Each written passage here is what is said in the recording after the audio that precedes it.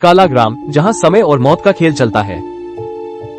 राजस्थान की तपती रेत के बीच बसा है एक रहस्यमयी गांव, जिसे दुनिया काला ग्राम के नाम से जानती है। ये गांव अब किसी भी सरकारी नक्शे पर मौजूद नहीं है, जैसे इसे जानबूझकर मिटा दिया गया हो। यहाँ की हवाओं में एक ऐसा खौफनाक राज दफन है जो सुनने वालों की रूह कपा देता है। कहा जाता है कि सूरज ढलते ही यहाँ की पूरी आबादी अचानक हवा में विलीन हो जाती है, लेकिन सुबह होते ही सब कुछ फिर से वैसा ही हो जाता है जैसे कुछ हुआ ही ना हो। दुनिया इसे एक शहरी अफवाह मानती थी, लेकिन 4 साहसी दोस्तों के लिए यह एक चुनौती थी। आर्यन, नेहा, कबीर और सिया यूट्यूब के लिए दुनिया की सबसे रहस्यमयी जगहों की खोज करते थे। इस बार उनका लक्ष्य था काला ग्राम की सच्चाई को दुनिया के सामने लाना और इस रहस्य को सुलझाना। जब वे पहली बार गांव पहुंचे तो नजारा बिल्कुल सामान्य था और सब कुछ शांत दिख रहा था। गलियों में बच्चे खेल रहे थे और किसान अपने खेतों में कड़ी मेहनत कर रहे थे। कुएं पर महिलाओं की भीड़ थी जो आपस में बातें कर रही थी और पानी भर रही थी। सब कुछ इतना साधारण था कि उन्हें अपनी खोज बेकार और समय की बर्बादी लगने लगी। तभी उनकी मुलाकात एक वृद्ध बाबा से हुई, जिनकी आंखों में एक गहरा और अजीब सा डर था। बाबा ने उन्हें चेतावनी दी कि अगर अपनी जान प्यारी है तो सूरज डूबने से पहले यहां से चले जाओ। आर्यन, जिसे अपनी हिम्मत पर बहुत गर्व था, बाबा की बात सुनकर जोर से हंस पड़ा। उसने कहा कि वे आधुनिक युग के लोग हैं और इन पुराने अंधविश्वासों में यकीन नहीं करते। बाबा ने एक गहरी आह भरी और धीमी आवाज में कहा कि आज रात वे हकीकत देख लेंगे। चारों दोस्तों ने गांव के अलग अलग कोनों में अपने हाईटेक कैमरे और मोशन सेंसर लगा दिए। जैसे जैसे सूरज क्षितिज की ओर झुकने लगा, गांव का पूरा माहौल अचानक बदलने लगा। शाम के साए गहरे होते ही मंदिर की घंटी अपने आप बजने लगी, लगातार और तेजी से। ये घंटी किसी उत्सव की नहीं, बल्कि एक भयानक खतरे का संकेत दे रही थी। देखते ही देखते गांव के लोग बिना एक शब्द बोले पागलों की तरह अपने घरों की ओर भागने लगे। कुछ ही मिनटों में जो गलियां शोर से भरी थीं, वहां एक जानलेवा सन्नाटा छा गया। हवा की सरसराहट भी अब डरावनी लग रही थी, जैसे कोई उनके कानों में फुसफुसा रहा हो। अचानक गांव की हर घड़ी ठीक 7 बजे पर रुक गई, जैसे समय ने चलना बंद कर दिया हो। नेहा ने कांपते हाथों से अपना कैमरा उठाया और इस अजीब घटना की रिकॉर्डिंग शुरू की। तभी उनके सामने एक पुराने घर का दरवाजा चरमराते हुए धीरे धीरे खुला। अंदर कोई नहीं था, लेकिन रसोई में चूल्हा धधक रहा था और खाना अभी भी भाप छोड़ रहा था। ऐसा लग रहा था जैसे कोई व्यक्ति पलक झपकते ही वहां से गायब हो गया हो।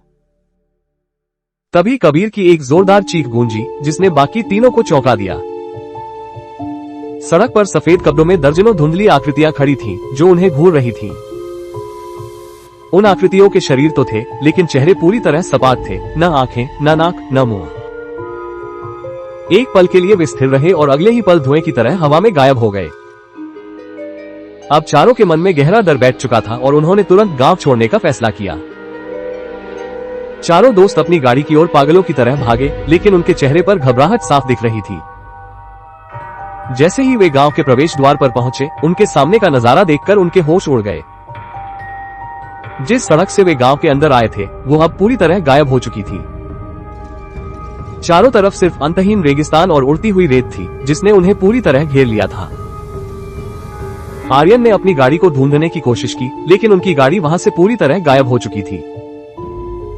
नेहा ने घबराकर अपना फोन निकाला, लेकिन मोबाइल के सिग्नल पूरी तरह खत्म हो चुके थे। वे समझ गए कि वे एक ऐसे मायावी जाल में फंस चुके हैं जहां से बाहर निकलने का कोई रास्ता नहीं था। रात और गहरी हुई और तभी पूरे गांव के आकाश में एक भारी और गूंजती हुई आवाज सुनाई दी।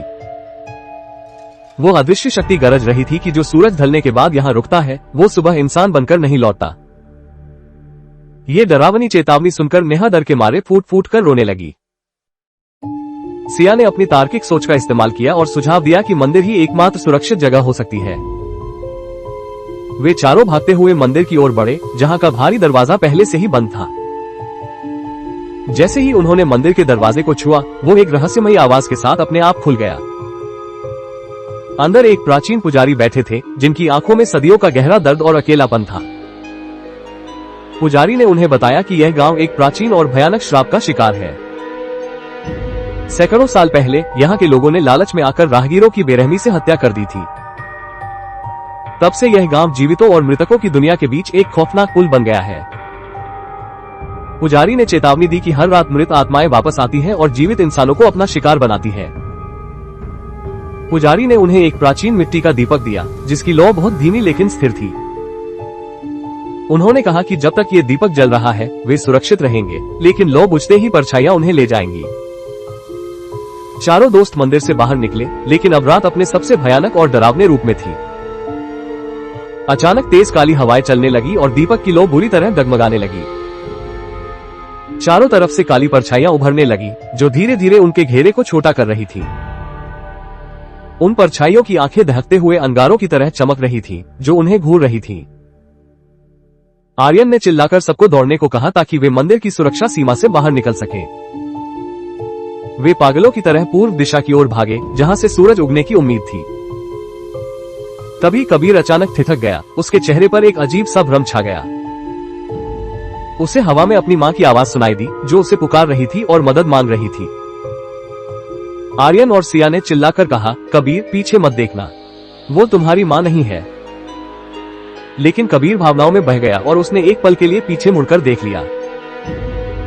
जैसे ही उसने मुड़कर देखा, एक विशाल काली परछाई ने उसे मजबूती से जकड़ लिया।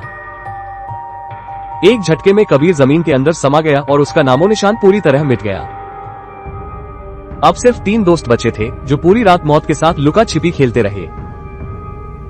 जैसे ही पूर्व दिशा में सूरज की पहली किरण दिखाई दी, एक चमत्कार हुआ और सारी परछाइयां गायब हो गईं। गांव फिर से जीवंत हो गया। लोग वापस आ गए, लेकिन आर्यन, नेहा और सिया बदहवास हालत में वहां से निकल गए।